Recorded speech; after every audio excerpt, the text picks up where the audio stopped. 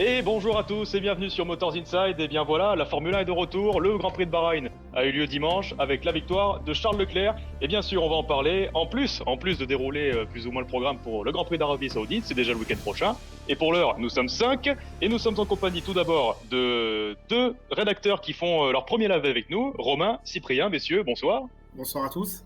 Bonsoir à tous. Et puis deux habitués en quelque sorte, Guillaume et Morgane, messieurs. Bonsoir à tous, salut. Alors, on va rentrer dans le vif du sujet parce que ce Grand Prix de Bahreïn, bon déjà, il était très beau, je pense qu'on était tous d'accord là-dessus. J'aurais un petit sujet à vous soumettre, c'est la maîtrise de Charles Leclerc. On l'avait connu très fougueux auparavant face à Max Verstappen, et là, on a vu de sa part une grande intelligence de course. Qu'est-ce que vous en dites? C'est vrai que je suis assez d'accord avec toi. Pour moi, les dernières batailles qu'on peut remettre à peu près dans les mémoires de tout le monde, c'était en 2019 en Autriche et après à Silverstone, où les deux sont allés au contact. C'était très rugueux. Et c'est vrai que sur la petite passe d'armes qu'il y a eu à Bahreïn sur les 2-3 tours, c'est vrai qu'il y a eu une grande intelligence de Leclerc.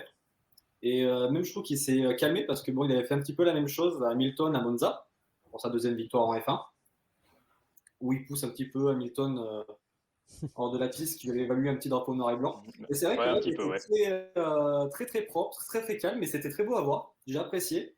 Et j'avoue que sur ce qu'il a montré ce week-end, j'ai trouvé qu'il a eu une très belle intelligence de course et très calme. C'est vrai que c'est agréable à voir. Vous partagez Effectivement, l'avis des autres, ouais. je vais rebondir là-dessus. Moi, j'avais un peu peur de le voir partir devant parce que ça faisait longtemps qu'il ne s'était pas battu devant. Et je trouve qu'il a vraiment gagné en maturité et en constance, quoi. Il a été fort du début à la fin. Et j'avais des doutes un petit peu dans ce début de saison avec Ferrari, qui est pour moi, qui est pour le moment la meilleure équipe. J'avais peur qu'il y ait une grosse bataille avec Sainz et que Charles n'élève pas son niveau de jeu. Mais là, il a élevé son niveau de jeu. Il a été parfait du début à la fin du Grand Prix. Et même Ah des oui, qualifications. ah oui, non, non. Charles, il a été serein, en fait. Et même, Complètement, ouais. on l'a senti même dès les essais hivernaux, même s'il voulait un peu se cacher et pas prendre trop l'étiquette de favori, on sentait vraiment qu'il savait qu'il avait entre ses mains une monoplace qui au moins pouvait jouer la gagne. Et je pense que justement, les 2 années qu'il a passées derrière à ne pas se battre pour la victoire, ça l'a forgé et ça l'a beaucoup aidé à gérer cette course contre Max Verstappen. On en reviendra. La passe d'armes a été magnifique. Mais c'est vrai que ces moments-là, par le passé, auraient pu peut-être se terminer autrement. Et là, il a été vraiment, vraiment serein. C'est vraiment le mot. Et il mérite amplement sa victoire. Ouais, moi je suis assez d'accord avec tout ce que vous avez dit. Je trouve qu'il a vraiment pris en maturité. Je pense que c'est le mot. Puis on voit que c'est un pilote qui a plus d'expérience que ce qu'il avait avant, hein. On voit que c'est plus un rookie, c'est plus sa première saison. Et ouais, on l'a senti, c'est ça, on l'a senti serein. On a senti qu'il était confiant, qu'il avait confiance en sa voiture. Et on l'a vu hein, d'ailleurs avec quand Verstappen l'a doublé, là, quand il y a eu cette passe d'armes après le premier arrêt, on a vu qu'il n'a pas paniqué, il est resté concentré, il n'a pas été agressif, il n'a pas cherché à défendre coûte que coûte, mais derrière, il a tout de suite repassé à chaque fois dans la deuxième zone de DRS. Donc, ouais, on a senti un pilote qui était plus serein qu'avant Ouais. et plus mature surtout. Alors surtout, je pense que voilà, de toute façon, c'est le moment de rebondir aussi là-dessus, parce que la bataille, là, j'ai constaté un truc, hein, je sais pas si vous serez d'accord avec moi, mais Verstappen, il a la même fougue qu'à ses débuts. Leclerc, c'était limite, il a ouvert la porte parce qu'il connaît Verstappen comme sa poche. C'est ça qui était beau à voir, c'est que les deux se connaissent parfaitement, mais Les deux Leclerc, connaissent depuis le karting. voilà, ouais, depuis le karting, oui, absolument. Donc là, il y avait, là, c'était Après, trois. ça Oui, prouve aussi que Max, il n'est pas aussi serein pour le coup, lui, que l'an passé. Parce qu'il Ouais. sait Mhm. très bien que là, Ferrari est dans le jeu, que Leclerc, il a les dents acérées et que vraiment, là, il va y avoir une grosse bataille. Mercedes est un peu plus derrière, mais bon, on les connaît, on y viendra après. À mon avis, ça va rebondir d'ici quelques grands prix, mais pour le moment, ils sont très loin derrière. Et il va devoir se battre contre un autre membre de sa génération. Et ça, c'est complètement nouveau. Malgré son statut de champion du monde, qu'on pourrait dire, bon, il va peut-être encore gagner step up en maturité. Peut-être que là, justement, ça va le tendre un petit peu. Et d'ailleurs, on l'a senti à la radio, quand il a senti les premiers moments où la mécanique commençait à le lâcher, il n'était pas du tout serein et il était moins en phase avec son équipe. Ouais, non, mais alors ça, je pense que Cyprien, Romain, vous partagez un peu cette analyse aussi, là. Verstappen fougueux comme ça? Pas Mais serein, hein. Verstappen, on a retrouvé le Verstappen il y a 2 ou 3 ans où dès qu'il voit une demi-porte ouverte, il essaie de s'engouffrer. Même s'il n'y a pas la place, il va quand même y aller. Et bon, après, on connaît Verstappen, on sait que c'est un attaquant, il attaque du début à la fin. Et là, il a montré que ben voilà, il n'a pas forcément beaucoup évolué. Là, je trouve en maturité, il est retombé trop dans ses travers. Ouais. Ouais, moi je suis assez d'accord. Je trouve qu'il a été vraiment nerveux à la radio. On l'a senti là après le deuxième arrêt, justement, quand il reprochait à son équipe de lui avoir dit d'être prudent sur les gommes. On l'a senti tendu. À la fin aussi, juste avant qu'il abandonne, quand son équipe lui dit qu'il y a un problème, on le sent encore très tendu.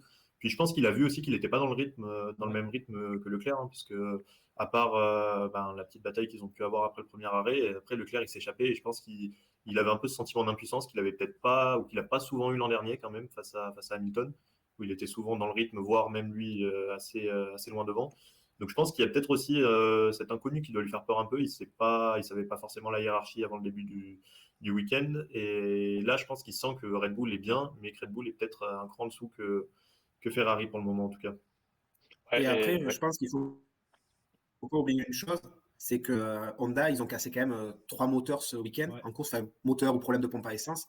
Et je pense que moralement, après la course, ça a dû être dur de voir que les 3 moteurs Honda ont eu des difficultés, quoi.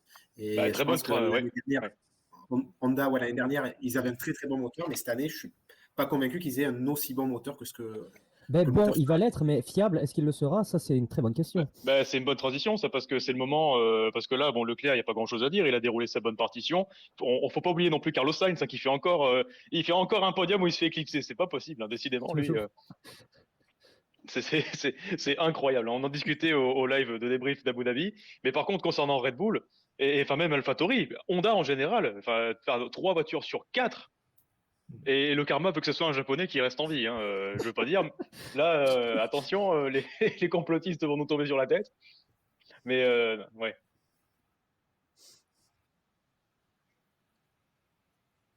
Mm. Mm.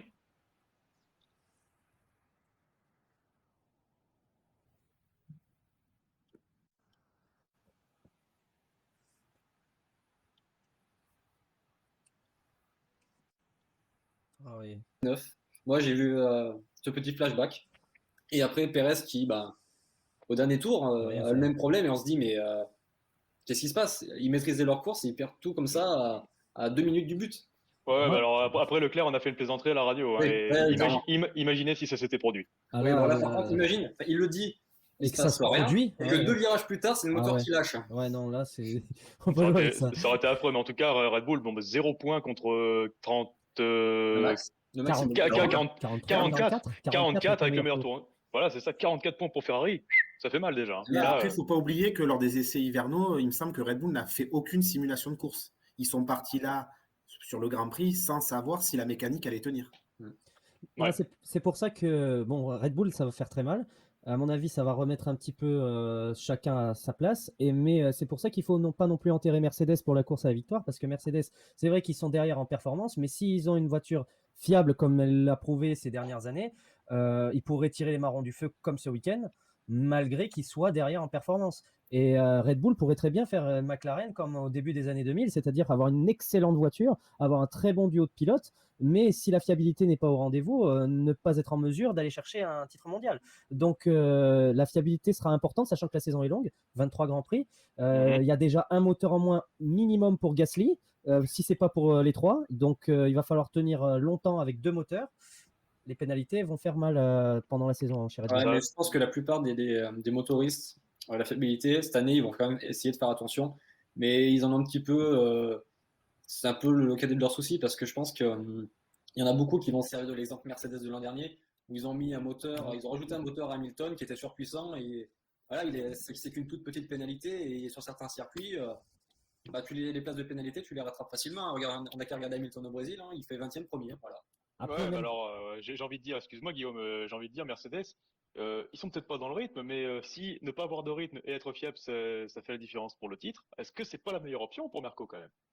C'est Bah, vrai. pour eux, clairement, hein, parce que de toute façon, la voiture est moins bien née que les deux autres. Donc, Complètement, oui. forcément, il va y avoir des améliorations, mais du moment où ils vont comprendre leur voiture et qu'ils vont s'ils limitent la casse en début de saison, ça peut être très très intéressant pour la suite du championnat en tout cas. Et même les années à venir. Il parle Ah d'une oui. évolution, je crois que c'est pour quand ils vont arriver en Europe et de gagner presque 1 seconde une fois qu'ils arriveront à la mettre au point. Et après, je reviens à Mercedes encore une fois et à Lewis Hamilton. Il était à un moment nulle part, il était 10e, il sort des stands. Il se déplaçait par Guan Yu Zhou. Voilà. Et puis finalement, à la fin, il se retrouve 3e. Il a fait clairement l'épicier comme Alain Prost à l'époque. C'est-à-dire que je ne peux pas Exactement. gagner. Mais Et j'entends pas. je reste là, j'ai du rythme, C'est le max. j'avance, et finalement, à la fin, je suis sur le podium.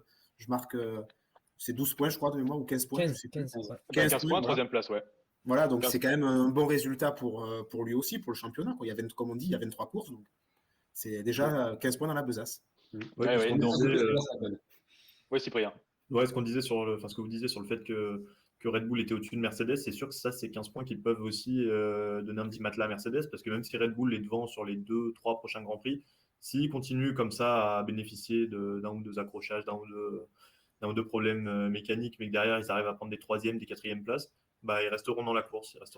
Et après, une fois qu'ils auront amélioré leur voiture, ils peuvent être toujours dans le coup ou être pas loin derrière. Et je pense qu'en fin de saison, ça peut faire mal. Après, de toute Ouais, façon, je faut attendre de voir les améliorations de part et d'autre, hein. Même Red Bull, faut pas non plus, je pense, les enterrer trop vite sur la fiabilité. Ouais, et avant de passer au top flop, dans pas très longtemps, j'aimerais revenir à 2 pilotes en particulier. En premier lieu, c'est parce que je pense que on va faire ça vite fait. George Russell. Alors, Russell, on en attend beaucoup. En deçà, bien en deçà, trop peut-être, bien en deçà d'Hamilton. Faut dire aussi que bon, il découvre une équipe là où Hamilton il est chez lui. Est-ce que bon, Russell, en vérité, je sais pas si vous serez d'accord, mais je suis pas tellement inquiet moi pour la suite de la saison. Je pense Non. qu'au début, ça va apprendre, mais au bout d'un moment, peut-être fin de saison, ça va faire mal. Bah, déjà, faire Exactement. P4 pour son premier Grand Prix avec Mercedes, je trouve que c'est honorable. C'est ça, ouais. Bon, par contre, la qualif, il est passé au travers, hein, là, ce qui est normalement son point fort. Mais pour moi, Morgan, c'était son point fort avec une Williams, mais avec une Mercedes, c'est pas pareil. c'est la même, je suis d'accord. Mais pour moi, c'est la course qu'il faut regarder et faire P4. Bon, non, même si en théorie il est P6 parce que bon, il y a quand même eu deux abandons des Red Bull.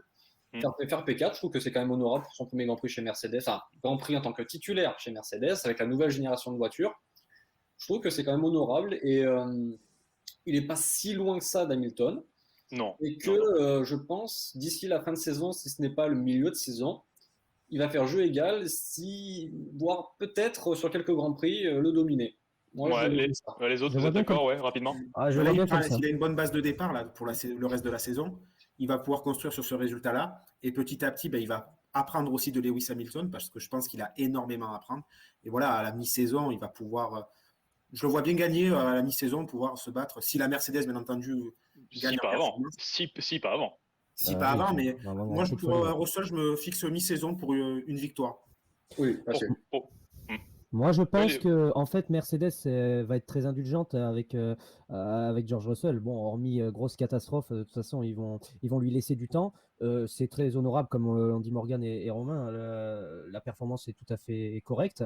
Il n'est pas non plus largué par Hamilton. Son tour qualif, et bien évidemment, il est raté parce que de toute façon, il se retrouve derrière une Haas, une Alfa Romeo. Mais il n'aurait pas pu faire énormément mieux. Il a justement essayé de tirer sa monoplace et il s'est raté, ce qui arrive à n'importe quel pilote. Donc non, il n'y a pas d'inquiétude à avoir par rapport à George Russell. Je pense que le temps nous dira où est-ce qu'il se situera par rapport à Hamilton. Ouais. Ouais. Alors, Moi, on va en venir. Oui, tu voulais rajouter un mot, Cyprien. Un dernier Ouais, mot non. sur Russell. Un dernier mot rapide, juste pour dire, moi je pense qu'on n'en attend pas trop de Russell parce qu'on l'a vu à l'œuvre quand il a remplacé Lewis chez Mercedes. On a vu qu'il s'adaptait très vite à la voiture. Maintenant, en face, il avait Bottas. Maintenant, il a Hamilton. C'est pas non plus le même niveau de pilote, surtout Bottas chez Mercedes qui était quand même vraiment en difficulté. Et voilà, après, il faut aussi qu'il s'habitue à la voiture qui est complètement différente, qu'il s'habitue à sa nouvelle équipe. Je pense qu'il va lui falloir 2-3 grands prix pour s'acclimater, mais bon, après, il ne faut pas oublier aussi qu'en face, il a Hamilton, quoi. Il a plus Latifi comme l'an dernier, c'est un niveau tout autre. Donc, il ne faut pas non plus, je pense, s'attendre à ce qu'il soit devant, mais là, on a vu qu'il n'était pas loin et c'est encourageant en tout cas. Je suis assez d'accord, je rejoins ce que vous avez dit, je pense qu'il pourra se battre pour des victoires assez rapidement, j'espère en tout cas. Eh ben écoutez, alors je voulais parler d'autres pilotes, et ça va être l'occasion de venir à notre top flop, le top flop de la rédaction. Alors celui que j'ai sous les yeux, le top 3, le top 3 général. Donc on va voir Ferrari globalement, Ferrari qui a fait une course fantastique avec le doublé, Charles Leclerc en particulier en top 2, et top 3, Kevin Magnussen. Avant de dérouler sur Magnussen, chacun votre tour, votre top 3 du Grand Prix de Bahreïn. Allez, top moi, 3. ça va être un petit peu similaire. Hein. Déjà, Ferrari, comme j'expliquais, revoir Ferrari, enfin, pas que Ferrari, mais voir une nouvelle écurie aux avant-postes et voir qu'il y a une nouvelle voiture qui est capable de se battre pour la victoire, ça fait vraiment plaisir. Oui. Ça va changer du Verstappen ou Hamilton, Mercedes ou Red Bull. Franchement, c'est bien. Et on peut aussi rajouter, effectivement, il y a Magnussen. Hein, franchement, le mec revient en Formule 1, il redécouvre une monoplace, il fait P5. Et c'est incroyable. Hallucinant, ouais. Et franchement, moi honnêtement, j'attendais pas As à ce niveau-là parce que bon, mais on va pas se personne. cacher. L'an dernier, c'était un Non, tracteur. mais personne, oui. C'était un On y tracteur. Ils ont revient perdu, rapidement après, quand même. ils ont perdu leur sponsor et franchement, je me pose quand même quelques questions sur les financements, ce qui va arriver à tenir la saison. Alors bon, il y a quand même quelques rumeurs qui disent qu'il y a des sous qui vont peut-être rentrer prochainement. Parce Alors, que, voilà. on va y venir, Morgan. On va y venir. Il faut dérouler d'abord les tops de chacun, les top Et 3. après, en dernier top, je mettrais bien Bottas. Parce que franchement, il a été, on va dire, entre guillemets, anonyme. Mais je l'ai senti libéré dans son pilotage. Et il a quand même osé faire quelques dépassements. Et Voilà, ouais. Ouais. quand on compare le Bottas 2021 et le Bottas 2022, bah pour moi, je veux un nouveau pilote. Je veux un autre pilote qui se sent libéré et qui n'a pas peur d'attaquer les autres sans qu'il se fasse engueuler ou des choses comme ça. Ouais, moi, ça m'a fait plaisir de le revoir comme ça. Ouais, très bien. Allez, les autres, rapidement, votre top 3 chacun, et après on déroule plus en détail. Bon, ben moi, je vais pas faire dans l'originalité, hein. Le top 3, il est sensiblement le même que Morgan, hein, c'est-à-dire Leclerc et Ferrari. Je les classe tous les deux en premier parce que Ferrari pour son retour au plus haut niveau et Leclerc qui a magnifiquement maîtrisé ce Grand Prix. Ensuite, ben, Magnussen. Mais Magnussen, on va en parler après. C'est juste exceptionnel ce qu'il a réussi à faire. Il a sauté dans la voiture, il a tout de suite été performant. C'est absolument magnifique. Et Bottas, Morgan a dit un mot très juste, c'est qu'il est libéré. Il est libéré de cette pression Mercedes, de cette pression Hamilton aussi. Et on a retrouvé le Bottas qu'on connaissait avant sa période Chez Mercedes. Williams, oui, absolument. Donc là, on a vraiment. Au départ, on s'est dit, ah, tiens, il a loupé son départ, il a loupé son départ, il n'arrive pas à dépasser. Bottas reste Bottas. Mais finalement, non, on a vu qu'il a réussi à redépasser. Il finit 6e avec une Alfa Romeo. Et en plus, et son tour de qualif, il est juste derrière Lewis Hamilton, quand même, Non. juste derrière Oh, Mercedes. ça, ça, C'est le nez, quoi. Donc, non, franchement, on en reparlera en détail. on en parlera. Déroulez votre top 3 et après on va se faire plaisir, je vous le promets. Alors moi, dans Ouais, les bah. top 3, je vais plutôt placer les écuries. C'est Ferrari pour son résultat d'ensemble, tout simplement, et leur moteur, parce qu'il est vraiment phénoménal. Ça marche, oui. Après, à Magnussen, je rajouterais même As, parce que finalement, Mick Schumacher, il fait sa meilleure qualif, sa meilleure course, il finit 11e, il est à la porte des points. Donc je trouve que c'est quand même un bon résultat même d'ensemble. Et je rajoute Bottas et même Alfa Romeo, parce que Zhou fait 10e. Alors certes, c'est des concours de circonstances, mais ça montre quand même que c'est 3 voitures qui ont du potentiel, que ce soit la Ferrari, la As ou l'Alfa, et ces moteurs Ferrari, on voit que ça marche du feu de Dieu. Et après, on sait que les finances, que ce soit d'Alpha ou de As, ça va peut-être un peu limiter à un moment au niveau du développement, mais je pense que c'est bien pour un top 3 pour le début. Moi, c'est eux que je retiens, quoi.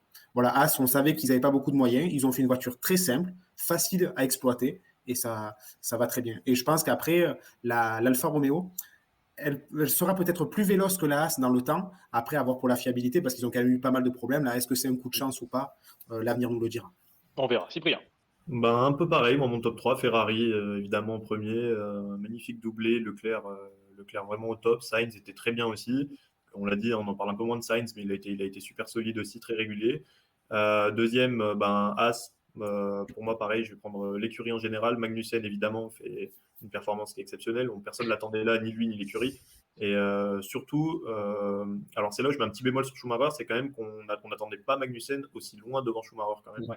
Et je pense que peut-être que Schumacher, même s'il fait une belle 11e place, il lui a manqué quelque chose, je trouve, pour être un peu plus haut et peut-être pour choper son premier point. On voit que c'est Zhou qui le prend, son premier point, mais je pense que peut-être que Schumacher aurait pu faire un peu plus parce que, bon, c'est pas la honte non plus, mais il est quand même très loin d'un mec qui n'a pas roulé en Formule 1 depuis quasiment 1 an et demi. Donc voilà, mais c'est quand même au top. On l'a vu à la fin, la joie de toute l'écurie. Enfin, ils ont célébré ça comme une victoire et on les comprend. Ça faisait 28 Grands Prix qu'ils n'avaient pas marqué de points. Là, ils font une super perf. Donc As numéro 2 et puis 3e, Alfa Romeo aussi.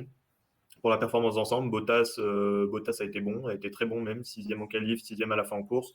Il aurait dû faire 8e sans les soucis des Red Bull, mais franchement, on a senti une voiture qui était quand même assez performante, qui lui permet quand même de rester dans ce top 10 et même assez haut. Pour faire une petite parenthèse sur les deux, c'est quand même fou de se dire qu'on a deux des 3 dernières équipes de l'an dernier qui sont maintenant au top du midfield, quoi. Donc bravo à ces deux équipes, c'est elles qui ont le mieux réussi. Et puis Guan Yu Zhou qui prend son premier point aussi. Très belle course de sa part, pas très bon en qualif, mauvais départ comme Bottas, mais derrière il est bien remonté et son premier point. Donc c'est une belle performance aussi pour As. Ok, très bien. Je voulais en venir spécialement à Magnussen parce que As a passé une saison 2021 sans points. Et les derniers points de As, si je ne me trompe pas, c'était Romain Eh ben, Grosjean. Romain Grosjean, 10e, ouais. Grosjean. 9. 9. 9, 2 Neuvième, points ouais. Romain Grosjean, ouais. Et après, Romain c'est Grosjean, Magnussen Spielberg, en ouais. 1 point. Ouais, et que le meilleur résultat d'ensemble de Haas, c'était 4e et 5e en Autriche, 2018. Oui, Ouais. c'est ça. On est tous d'accord. Oui, oui. Et alors là, est-ce qu'on peut parler, selon vous, de lendemain qui chante? Alors spécialement pour Magnussen, parce que quand même, il a été débarqué de chez Haas au profit d'une nouvelle génération. Forcément, le contexte que l'on connaît a fait que Mazepin s'en est allé. Désolé pour toi, Morgan, d'ailleurs. Voilà, hein, tu sais, c'est pas parce qu'on est des chouchous qui sont protégés par les cieux, malheureusement. Et puis Magnussen qui revient, oui, vous le disiez, performance fantastique. Donc, est-ce que ce sont des lendemains qui chantent pour Magnussen et pour Haas? Je ne sais pas. Parce que, comme je l'ai expliqué, Haas, sur plusieurs saisons, ils nous ont habitués à des débuts incroyables. Ouais. On Oui. peut citer environ tous les Grands Prix d'Australie. Oui, c'est vrai, oui. Il n'y a plus rien. Non, non, c'est très très vrai ce que tu dis, ouais. On peut citer l'Australie. Et puis, quand tu regardes les fiches de Haas, abandon, 22e, 43e. Non, enfin, je ne sais pas. Alors, dans un sens, j'espère que ça va durer, franchement. Hein. Parce que, comme j'ai expliqué pour Ferrari, Ah oui, ce serait beau, c'est oui. bien de Moi, j'y revoir crois pas. de nouvelles équipes aux avant-postes et qui, honnêtement, je pense que sur un concours de circonstances, Magnussen pourrait nous faire un podium.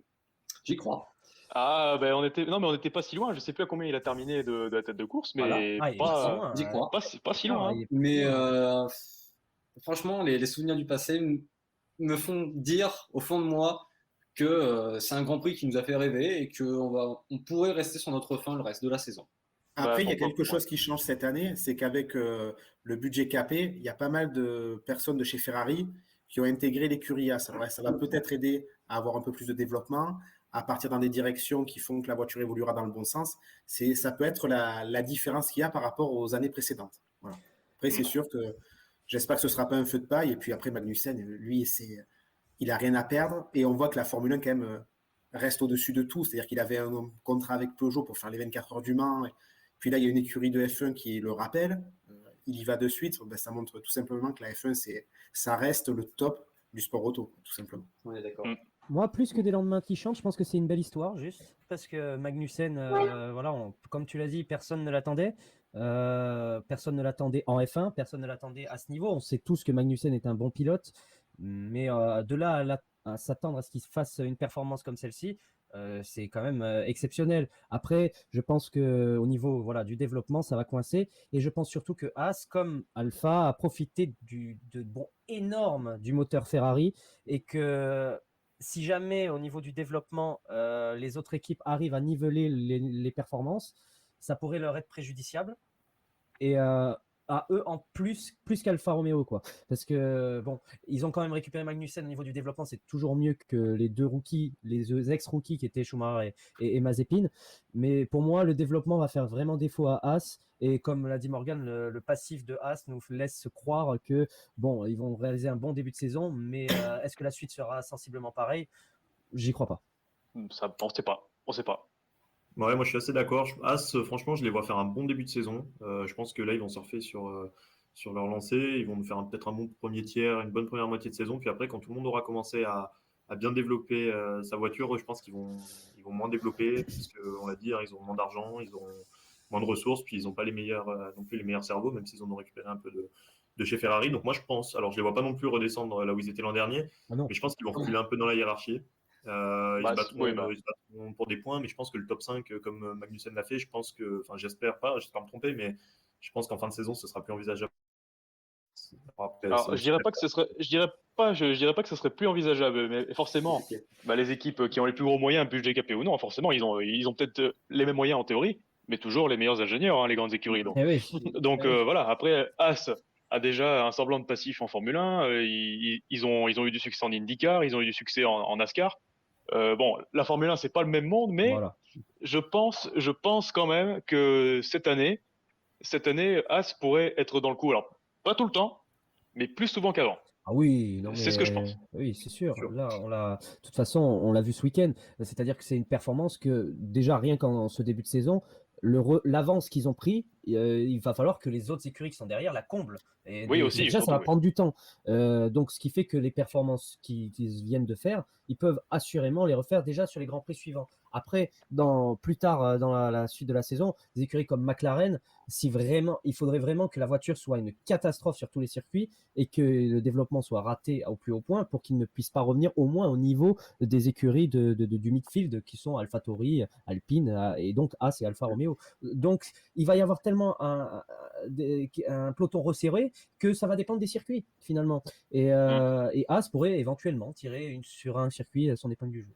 Ouais, et je voulais en venir, alors vous l'avez tous cité dans vos tops, je veux quand même en venir à Alfa Romeo. Ça aussi, c'est une belle surprise, hein, parce que quand on voit la fin de carrière malheureuse de Kimi Raikkonen l'an dernier, là, c'est quand même magnifique. Et alors, Valtteri Bottas, lui qui a été écrasé par Hamilton, enfin, je vois pas d'autre mot, il a été explosé.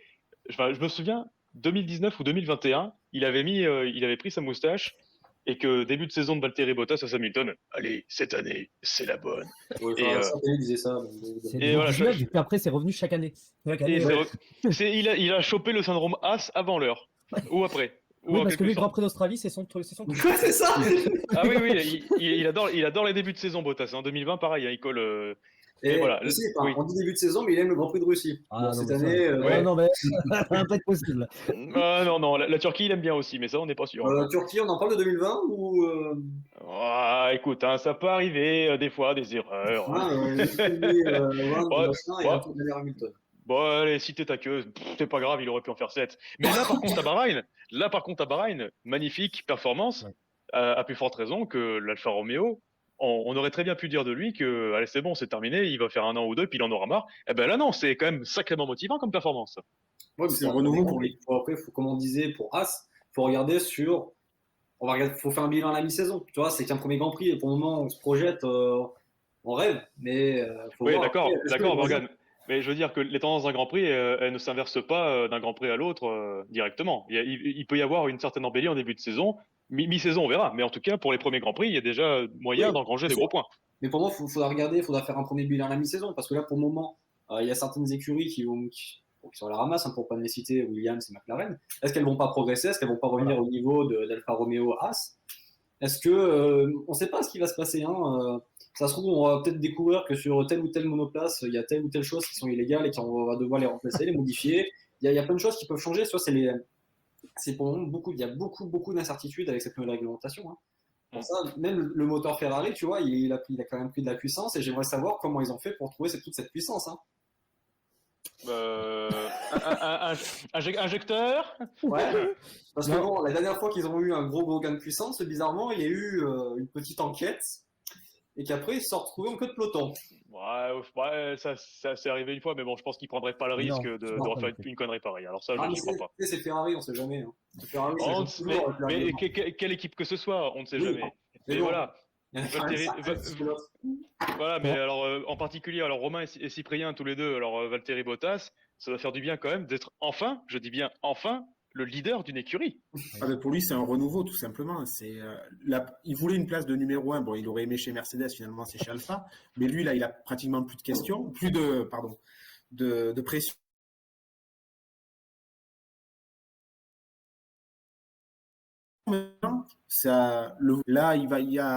Dimanche, il y a Jeddah, c'est encore un circuit de moteur.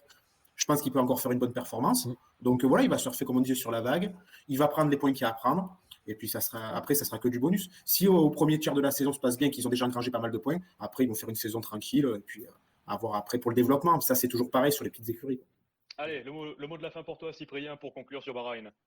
Ouais, complètement d'accord, complètement d'accord. Moi, je trouve qu'il s'épanouit. Enfin, on a l'impression pour le moment, hein, c'est la première course, mais on a l'impression qu'il s'épanouit. Tu l'as dit, hein, il était vraiment écrasé par Hamilton chez Mercedes. Là, on a l'impression ça lui fait du bien aussi d'être le leader, d'être celui qui prend l'équipe en main. Et je pense qu'il va beaucoup apporter à l'équipe, beaucoup apporter aussi à Zhou, puisque c'est quand même un très bon pilote, hein, Bottas. Il l'a remontré. Hein. Il l'avait un peu moins montré chez Mercedes, mais là, il a remontré quand même que c'était un très bon pilote. Et puis voilà, moi je ne sais pas vraiment comment cette voiture va évoluer, mais je pense que là, en tout cas sur le début de saison, tant qu'ils ont cette possibilité d'accrocher des top 10, voire des top 5, il est capable de nous faire un coup, il est capable d'accrocher un podium, je pense, avec cette Alfa Romeo, en fonction des événements de course aussi. Mais Si la semaine prochaine il se repasse comme ce week-end, qu'on a deux pilotes devant qui abandonnent, moi je pense qu'il est capable d'aller nous chercher un podium, ce qui sera un super résultat pour Alfa Romeo, parce qu'Alfa Romeo, là, en un Grand Prix, ils ont pris 9 points, ils en avaient pris 13 l'an dernier. Donc eux, quand même, c'est une sacrée embellie, et je pense que Bottas, il n'y est pas pour rien. C'est vrai. J'ai juste Ouais, le bah alors, bémol, moi, ouais. sur Alpha, c'est que j'aurais aimé voir Raikkonen dans la voiture. Voilà. Oui, c'est vrai. Bon. Mais ceci... Voilà. Mais alors, avant de passer, on va passer à Jeddah, mais je tiens juste quand même à faire part d'une réflexion. Si jamais Russell donne du mal à Hamilton chez Mercedes, Hamilton va aller chez Alfa Romeo avec une fleur, la main sur le cœur, en disant Patrick, reviens. enfin, voilà. On en a fini sur Bahreïn, mais écoutez, c'est pas drôle, c'est peut-être vrai, hein, on sait pas. Ah ouais, ça se trouve, il va peut-être faire virer Russell pour amener Mazepin, on sait jamais. Ouais, tout est Elle a possible. hein. dit- Ça c'est notre exclu, ça. Et là, c'est là que Mazepin domine Hamilton.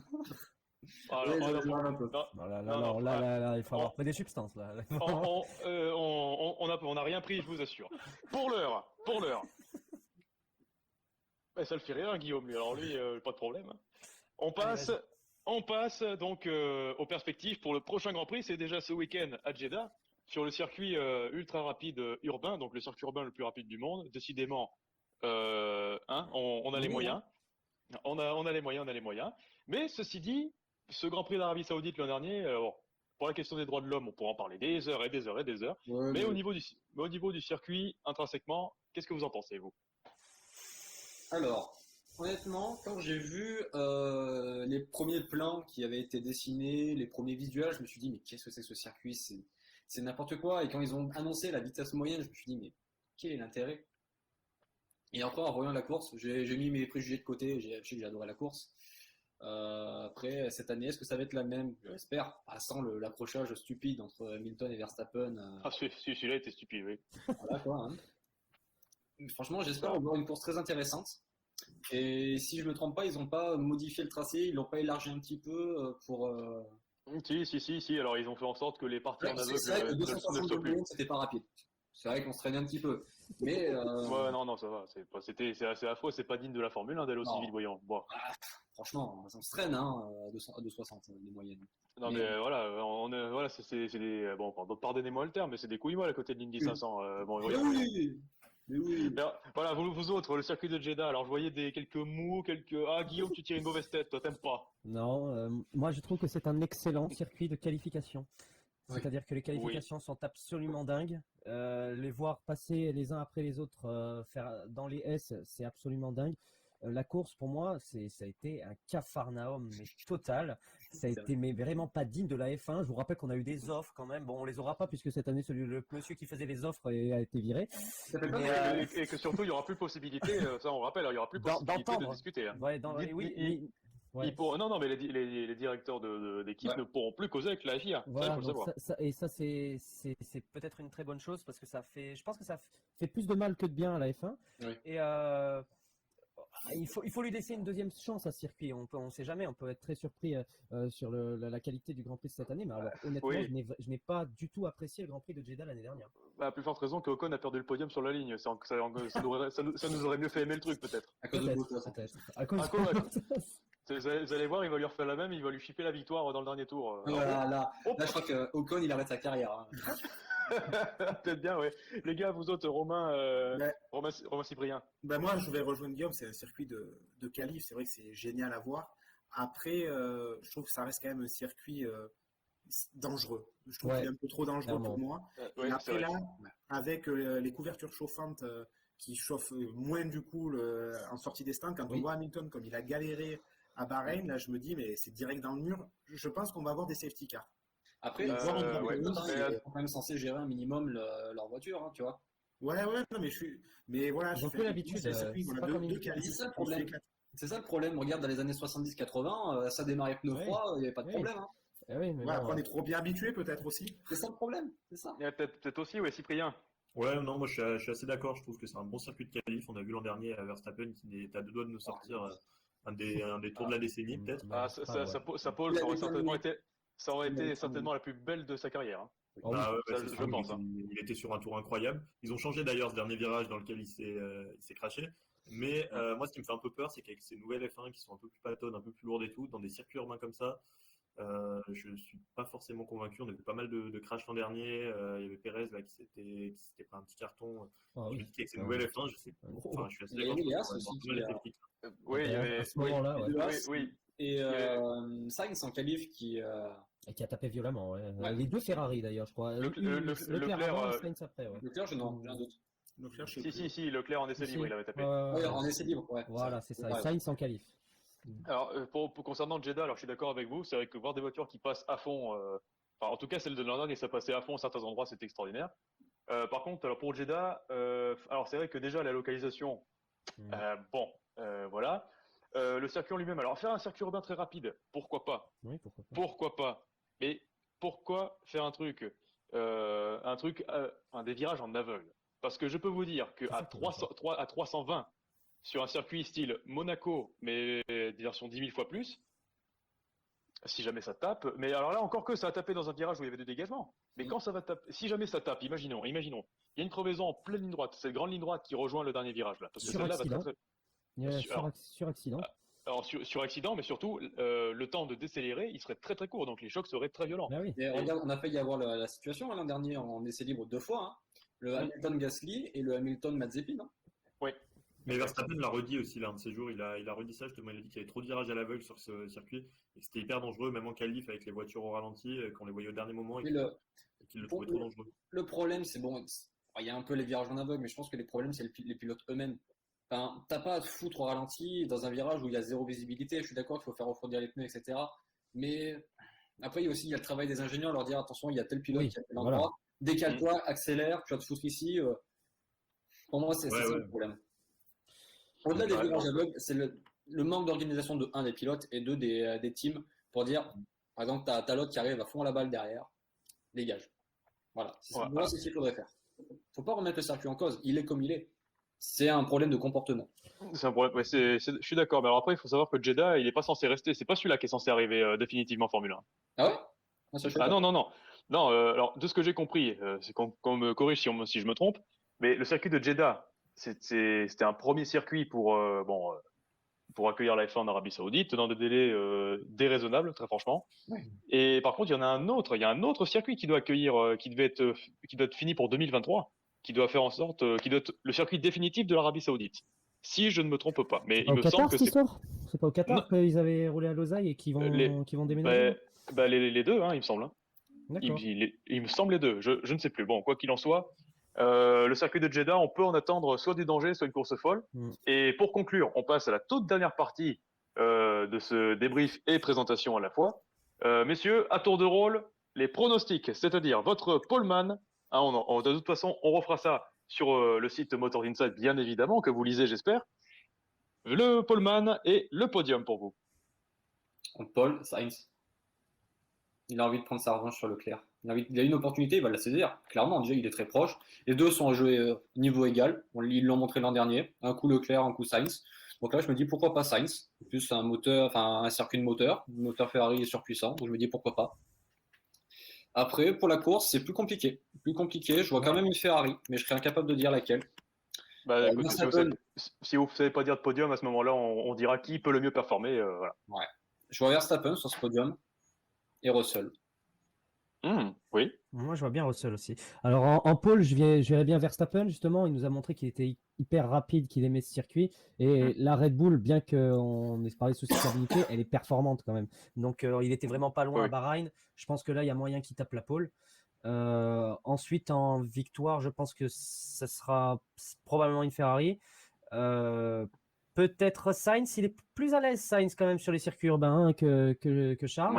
Ouais. Donc, je dirais plus Sainz, Verstappen et Russell. Du coup, je dirais Leclerc peut-être un peu moins bien sur ce week-end. On va savoir. Les amis. Oui. Du coup, moi, je vois bien une pole de Verstappen aussi, parce que pareil, on a vu l'an dernier qu'il était vraiment bon sur ce circuit. Faut voir avec la voiture de 2022, mais je le vois bien faire la pole cette année. Et pour la course, du coup, je le vois bien s'accrocher aussi. Je le vois bien s'accrocher avec Leclerc ou Sainz, un des deux. C'est possible. À cause de sa nervosité, à cause du tracé qui est comme ça. On l'a vu l'an dernier avec Hamilton. Sur chaque départ, il était vraiment agressif. Il était vraiment pas loin. Cette année, je pense que il y coupera pas. Donc, je vois bien l'accrochage et du coup, je vois la Ferrari qui aura survécu à cet accrochage gagner. Et derrière, un podium avec Pérez sûrement, s'il arrive à suivre. Et puis, j'aimerais bien Magnussen derrière. J'aimerais bien Magnussen devant les Mercedes. Mais bon, ça, c'est plutôt le cri du cœur. Je vois plutôt une Mercedes. Donc, on va dire Hamilton, du coup, encore troisième. Possible aussi. Et pour moi, du coup, je vois le hat-trick de Sainz. Ah ouais, carrément. Ouais. Carrément. Ah, c'est quand même une grosse cote, hein, Osé, mais ça. c'est possible. Ouais, Et ouais. ensuite, vu ce qui s'est passé à Bahreïn, je vois bien un accrochage Verstappen-Leclerc. C'est carrément possible. Ouais. Et Hamilton 2 et Russell 3. C'est possible, mais je pense que dans la mesure où Leclerc et Verstappen se battraient pour le titre, l'accrochage, il arriverait peut-être plus tard dans la Plus saison, tard, un petit peu ouais. plus tard dans la saison, je pense, parce que Leclerc, Très intelligent. Leclerc, en fait, il y a une différence par rapport à Hamilton, c'est que dans l'expectative où Leclerc et Verstappen se battent pour le titre cette année, il y a une différence fondamentale entre Leclerc et Hamilton. C'est que Leclerc connaît, je le disais tout à l'heure, très très bien Verstappen. Il sait comment il réagit, il sait quel genre de petites portes ouvertes sont susceptibles de voir Verstappen s'engouffrer dedans. Donc, Il y a un avantage, ouais. Moi, c'est parce que c'est un circuit urbain. Sur un circuit classique, je pense pas, mais sur un circuit urbain, ça va tellement vite que ça peut être un effet domino, quoi. Donc, c'est pour ça que je pense que les deux, ils vont aller se chatouiller un peu. C'est vrai Ouais, que bon. Pérez est rapide sur les circuits urbains aussi. Hein. On a Cyprien l'a attention, cité, Pérez, mais oui. c'est vrai que Pérez pourrait tirer son épingle du jeu en cas d'accrochage notamment. Ah, mais je dirais même plus, Guillaume. Je pense que Pérez, il va être un gros caillou dans la botte de Ferrari. C'est possible. Dans l'expectative, alors attention, moi je me méfie de Mercedes quand même. Hein. Ah oui, non. Et puis surtout, il y a un truc qui a changé. Alors, en plus des règlements aérodynamiques, les Formule 1 sont plus courtes aussi. L'empattement des Formule 1 est plus court aussi. Ouais. Elles sont passées de 5 mètres à 4,80 si je ne me trompe pas, ou 4,60. Un truc du genre. Ouais. Et ce qui fait qu'une Formule 1 plus petite, en principe, elles s'engouffrent mieux. Alors, elles sont pas moins larges, hein, ceci dit. Après, elles sont retrouvées. Oui. Il y a une chose, c'est que Mercedes, les dernières années, avait souvent performé sur les voitures à empattement long. Et en plus, ils ont perdu au niveau capital moteur cette année. Donc, je pense qu'ils seront dans le coup quoi qu'il arrive. Mais peut-être qu'il y aura quand même ça va jouer, quoi, je pense. Là, je pense que c'est à partir de ce Grand Prix qu'on va voir comment va se comporter Russell face à Hamilton. Surtout. Oui, je suis d'accord. Parce que là, à mon avis, Russell, il a déjà eu une première bonne vision en conditions de course de sa voiture. Il sait qu'il est à peu près dans le rythme d'Hamilton, quoique un peu en deçà, mais vraiment pas grand-chose. Donc attention à George Russell à Jeddah. Moi, je pense que Russell risque de faire du mal. On a encore un petit peu de temps, on a une dizaine de minutes devant nous. Vous avez carte blanche pour me dire un petit peu quelle autre grosse perf vous pourriez voir, pas forcément sur le podium, hein, mais peut-être en dehors aussi. Et pour ma part, je vais commencer. Je me demande si on va pas avoir un sursaut de Alpine. Oui, j'ai exactement dire la même chose. J'aurais bien Ocon faire une performance. Pourquoi pas Ocon, ouais. Peut-être pas les deux à la fois, mais ou Alonso. Parce que franchement, l'an dernier, il a fait une belle course. Hein. Bon, il se fait bouffer le podium 15 cm de la ligne. Ça c'était horrible, ça. Franchement, pour lui. Je pense qu'Ocon, s'il a le feeling qui va, s'il est bien dans sa tête, il peut faire un top 6. Easy. Oui, franchement, c'est faisable, ouais. Vous voyez quoi, les autres, comme grosse perf? Peut-être Pierre, au contraire, ouais, moi je vais aller de l'autre côté français. Si jamais l'AlphaTauri, vu que le moteur Honda, même si après le problème est toujours là, c'est que si le moteur Honda claque à la mi-course et que Gasly est P5, il aura quand même 0 points au championnat. Voilà. Donc voilà, Pierre Gasly éventuellement. Et après, je pense que ou Aston ou McLaren peut marquer ses premiers points. Voilà. Non, moi, j'ai pas loin. Mais disons que Jeddah peut avoir tellement une course folle et avoir tellement d'accidents que c'est possible qu'un Norris, par exemple, puisse tirer son épingle du jeu. Pour moi, c'est quelque chose de marquer des points parmi ses écuries, c'est Norris. Parce que Ricardo est pour moi à la ramasse. Non, mais Ricardo. Ça me fait du mal de dire ça parce que c'est un pilote mais il est à la ramasse. L'Aston, bon, pour moi, Vettel est au-dessus de Stroll qui était nulle part pour moi ce week-end. C'est vrai. Mais Vettel sort du Covid. Oui, attention, parce que peut-être bien. Après, ça dépend de comment il a été affecté par le Covid. Voilà. Ça dépend. Et s'il est là, ils n'ont pas confirmé, il me semble encore que. Non, pas encore. C'est incertain. De toute façon, Hülkenberg a fait le voyage soit pour rien, soit pour un autre Grand Prix, hein, on verra bien. Et alors, imaginez si Hülkenberg faisait podium dans la folie la plus totale. Je sais, c'est pas possible. Là, c'est apéro direct. Hein. Ah bah oui, non, mais alors là, par contre, très cher. Communauté F1 fait un apéro. Hein. Ouais, alors là, cher lecteur de Motors Inside, retenez bien ce qu'on dit, hein. Si jamais Hülkenberg fait un podium, que le Attention à ce record, qu'il dit. Vas-y, que vas-y. le record de course sans podium est brisé, apéro gérant en Allemagne, hein. Je vous le dis, hein. On va se Là, mettre l'idée à Monsieur Hülkenberg. Voilà, et puis non, sans oublier les Brésil tutti quanti, mais en tout cas, s'il y a bien une écurie que je vois marquer des points entre Aston et McLaren, c'est certainement pas Aston. Non. Non, Ils sont non, je trop pense loin. que c'est Norris qui risque peut-être de marquer le premier point de McLaren. Mais il J'ai faut pas dit que- les premiers points, le premier point. Non, Ouais. moi je les vois encore trop loin. Moi je vois bien le premier point de Schumacher par contre. Oui, c'est possible ça, oui. Eh ben, moi, pas du tout. Moi, je pense que Ah ouais justement, c'est pas, je le vois pas à l'aise sur un circuit urbain, Mick Schumacher. Et en plus de ça, je pense que le Grand Prix lui a fait mal parce que Magnussen saute dans la voiture et est hyper performant par rapport à lui. Généralement, la deuxième saison, c'est sa saison à Schumacher. Généralement, il performe à chaque fois dans les catégories inférieures. Il était toujours exceptionnel sur la deuxième saison. Bah, pour Après, c'est un l'année de son diesel. titre en Formule 2, oui. Après, c'est un diesel, donc peut-être que dans la suite de la saison, il nous épatera et au contraire, il relèguera Magnussen derrière lui. Mais je pense que Schumacher va souffrir en ce début de saison et je ne sais pas s'il sera en mesure de marquer ses premiers points. Ouais, alors, il a fait plus. ouais.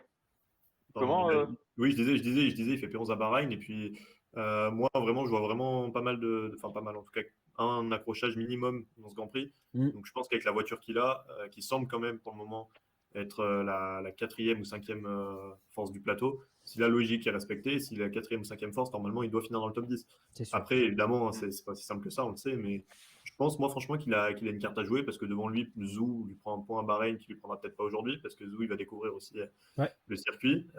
Schumacher, il le connaît un peu parce qu'il s'est craché quand même assez tôt, je crois, dans le Grand Prix l'an dernier. Mais bon, je pense que justement, il n'a pas la même voiture, il a une voiture qui est plus fiable, qui a l'air meilleure. Moi, je sais pas, je le sens bien. Je sens bien les As, les deux, faire un double top 10. C'est possible. Alors, pour en revenir à McLaren, je vous trouve quand même dur avec Ricciardo, hein, parce que il faut quand même se souvenir du Grand Prix d'Italie l'an dernier. Si la logique du début de saison avait été respectée, il n'aurait jamais gagné, c'est Norris qui l'aurait remporté. Oui. Donc je pense que Ricciardo, il aura simplement besoin alors déjà d'une voiture qui a des freins, c'est ça le problème. C'est ça, voilà. C'est Voilà, le problème parce ça, la que voiture. Grosjean, quand il était chez As, il avait le même problème. Dès que Ouais. les freins marchaient, ça marchait. Dès que les freins marchaient pas, ça marchait pas, hein. Il n'y a pas de secret. Voilà, Ricciardo, il lui faut des freins, on le connaît. Alors lui, il fait des dive bombs plus propres que ceux de Verstappen des fois. Donc C'est vrai. à surveiller, ouais. Mais Ricardo, franchement, l'an dernier, si tu enlèves Monza, Après, tu vois, par exemple, on va prendre un exemple. Il n'a pas eu de chance sur certains Grands Prix. En Hongrie, par exemple. En Hongrie, il doit sortir derrière Hamilton. Et finalement, c'est pas forcément Ocon qui gagne le Grand Prix, mais avec Desi, on refait le monde. Donc, c'est vrai qu'il n'a pas eu de chance, qu'il a beaucoup souffert. Il a été sous-performant.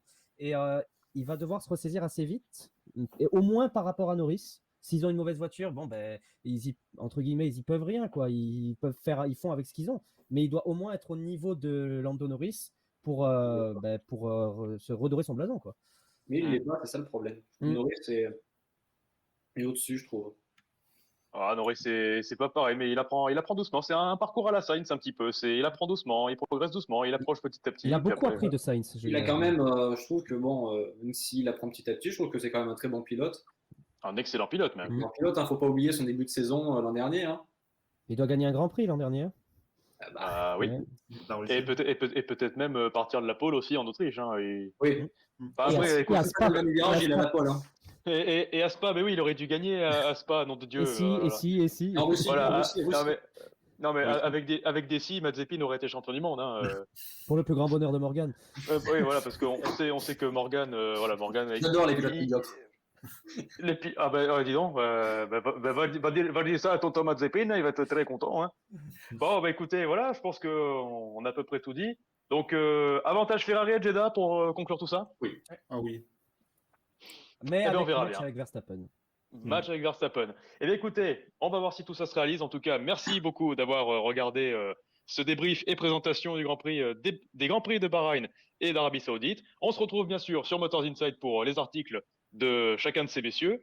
Et puis, on aura le plaisir de se retrouver pour le débrief du Grand Prix d'Arabie Saoudite. Sur ces bonnes paroles, messieurs, à vous quatre, une très belle soirée. Salut à tous. Salut. Ciao.